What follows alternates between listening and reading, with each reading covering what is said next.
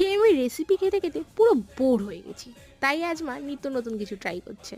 ম্যারিনেশনটা একই রেখেছে, ওই হলুদ, নুন আর টক দই আর সর্ষের তেল দিয়ে মাংসটা ম্যারিনেশন করে দিয়েছে। আগে থেকে মাংসটা ধুয়ে রেখেছিলাম।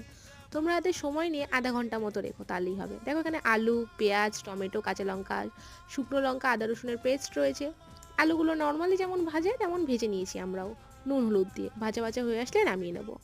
জানো তো আমার মা না মুরগির মাংসটা খুব ভালো রান্না করে। পাপা আবার খাসিটা খুব ভালো করে, পরে একদিন শেয়ার করবো তোমাদের সাথে। ফোড়ন দিয়ে দিয়েছে, তারপর দিয়েছে পেঁয়াজ, টমেটো, কাঁচা লঙ্কা, নুন, আর দিয়েছে যে পেস্টটা করেছে সে পেস্টটা দিয়ে দিয়েছে হলুদ, কাশ্মীরি লঙ্কারগুলো, আর নিয়েছে লাল মির্চি। দিয়ে দেওয়ার পর ভালো করে নাড়িয়ে চাড়িয়ে নিয়েছে। তারপরে সব মাংসগুলো দিয়ে দিয়েছে, মাংস আর আলু একসাথেই দিয়ে দিয়েছে। তারপরে কি, তারপরে একটু জল ছাড়লে, আমরা কিন্তু একটুকু জল ইউজ করিনি। ব্যাস এইভাবেই তৈরি। দেখো কত সুন্দর দেখতে হয়েছে, খেতেও দারুণ হয়েছিল। ভিডিওটা ভালো লাগলে লাইক করে দিও। আজকের মতো টাটা।